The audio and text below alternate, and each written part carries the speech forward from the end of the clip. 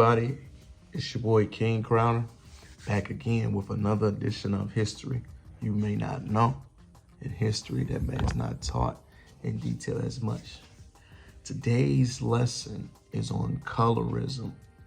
For those who do not know what colorism is, it is the prejudice or discrimination against an individual's skin tone that is darker amongst people in their ethnic group or other racial group. The reason why I want to disband this issue is because we have preference in America, but there is no colorism where there is a distinct class above individuals of darker skin tones. I want to break down and give you three huge reasons why colorism, as far as a mulatto class, has fairer skin, having more access in the United States, does not exist. Reason number one, Walter Plecker, one-drop rule, and the one-drop rule that was in American society pre-1812. Everybody in the United States has a different understanding and background when it comes to how black people or black or coloreds are viewed. In the United States, if you have one drop of anything else that is not considered white blood or Anglo-Saxon blood, you are considered a colored. There is no distinction amongst I'm this, I'm that, it's white, and everything else. There is no unison amongst skin tones. Hey, we have this, I will be treated this way, as you may see in other parts of the world. There is no distinct way of discriminating or distinguishing yourself. It's colored and white, no in between. Number two, and hold on, before I go on to number two, the greatest example of that I want you to think about, y'all, is the Meghan Markle, Prince Harry thing.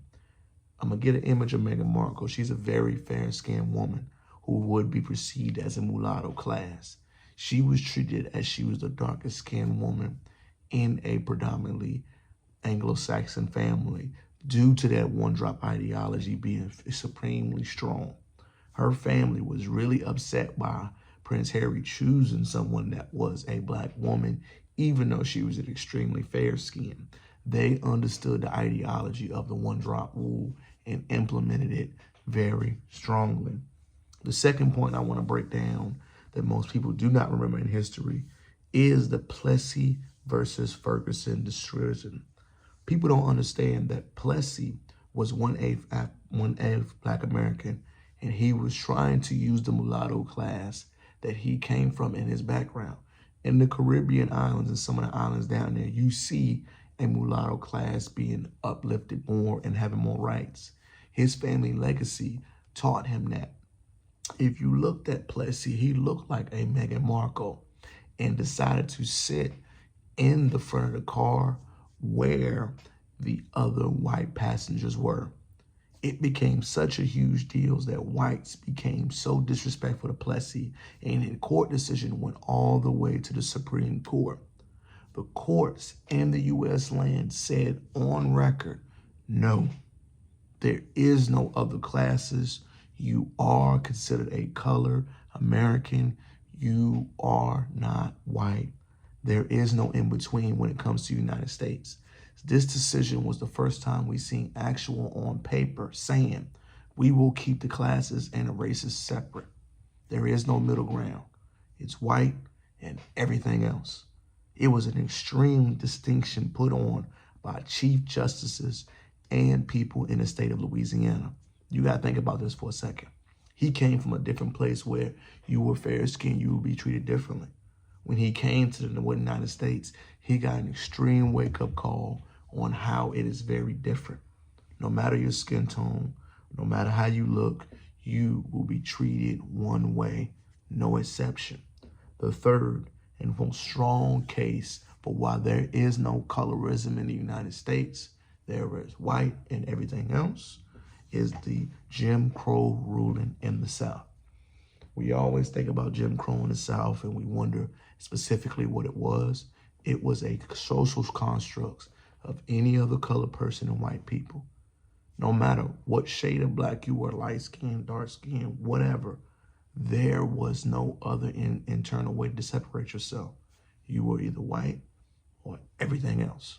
I think understanding all of these points I gave from a historical context will break down why we hear the word colorism used a lot, but you will see that mostly in the Caribbean, Latin America, and mostly the African diaspora. If you look at the United States from a historical and how there are contexts, there is no such thing. No matter what your skin tone is, no matter how you look, it's you're colored or white. There is no middle ground with it. People have preferences, yes. Preferences are around, you may have a preference for this way of look. You may have a preference for this guy, but an extreme colorism where you may see, like as far as in the Caribbean, when people get skin bleaching because they will feel that being lighter will give you more access, that does not exist in the Americas. In the United States of America, there is no such thing as a skin cream, lighten it up, altering this, changing that. It just doesn't exist. I'm making this video because I always hear that colorism is a thing. And when you look at it from a historical and current context, there are preferences. Yes, there are. But if you look at the U.S. histories, they tell us all the time, either you're colored or you're white. There is no mulatto. There is no in-between. In the United States, the experience is so distinct and so unique. They teach you that and they show you that. I just wanted to make this video to get some straightening and clarify some things, because I definitely think it is important, because we hear conversations like this. In some parts of the world, it is true. In other parts of the world, it is not. The biggest part of the world that I think is not true is the United States. There is no in-between, y'all. It's how they feel and everything else. So it's always good to talk about it. So please comment, subscribe to the channel. Hopefully you like what you learned today.